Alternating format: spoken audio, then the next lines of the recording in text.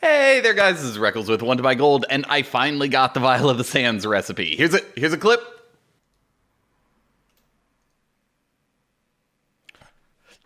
Yes! Fucking yes! So, why am I so excited about this? Well, first of all, the recipe is just a huge pain to farm.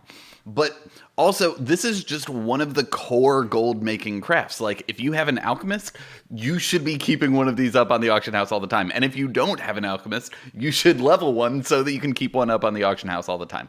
But let's dive into that a little bit. My Twitch mod Smar has been selling these for the past 10 days. And she has sold 7 of them in the past 10 days. But maybe she got lucky. So let's look at someone who's been selling them a little longer. Sinzafine, that you can find on Twitter at Sinza Games, has been selling these for the past 120 days and has 107 sales for a total earnings of 5.6 million. Now, costs are absolutely important. Each mount uses 29,000 gold in vendor materials, but for the herbs and ore and flasks, you can farm those up in about 2 hours, and then everything else is profit. What Sinza does is just keep an eye out for half-price volatiles and herbs, and she buys those off the auction house, so each mount costs her 43k, everything else is profit.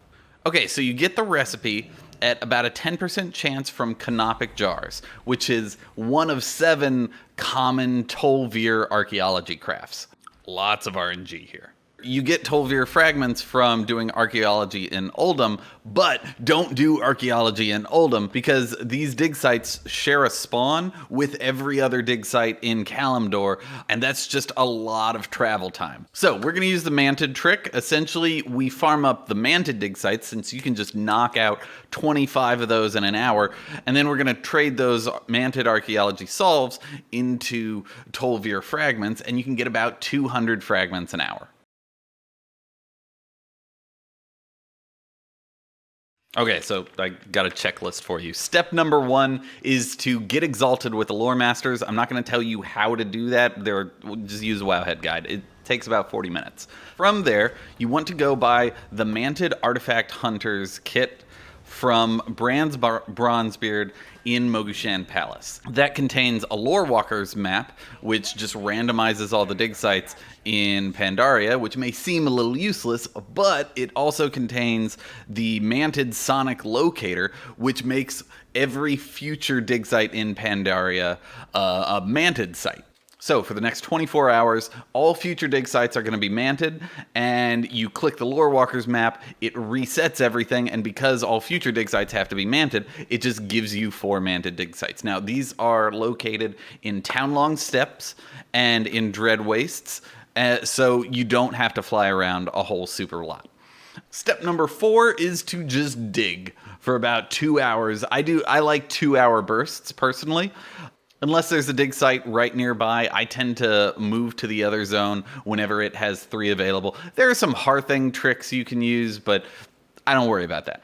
What did save me a lot of time, actually, was the add-on Farm HUD combined with Gathermate. So make sure you have Show Dig Sites enabled, but a trick I used in Gathermate was you can change under Maintenance. Under the maintenance settings, you can change the radius at which it overwrites and combines 2 nodes. I changed that to 4 yards. All the nodes stopped overlapping each other, and that let me know exactly where to dig every time. Really sped things up. But that's just about it. Final step is to go back to Bran Bronzebeard, crate any artifacts that you've completed, and exchange them for Tol'vir fragments. And hopefully, the next Tol'vir solve that you open up is a canopic jar. And hopefully, that canopic jar contains the recipe. Now, don't let the RNG get to you, though. It took me 20 hours of farming. I solved 195 artifacts in order to get enough fragments for 31 Tol'vir solves. And then I got pretty lucky and I got it on my 4th jar. Now, this is a new market for me, so I don't want to talk about like how to sell it effectively because I don't know yet. But as far as farming up the materials, you get volatile fire here, volatile water here, and volatile air here. You get volatile life while you're gathering herbs.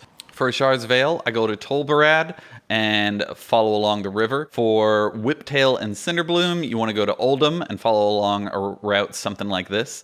And for Albino Cavefish, you want to farm Deepholm. Hopefully that's enough information to get you started and get your own piece of this $1 million to $2 million gold a month market. I'll be putting out guides on how to farm the specific items in the future, so go ahead, subscribe, ring the bell so you get notified when I do that. But thank you so much for watching, guys. Good luck out there getting this recipe, and happy gold making. Oh, God. 16 hours. Oh, I did it. We're done. We're done. We don't have to do that anymore. Okay, good.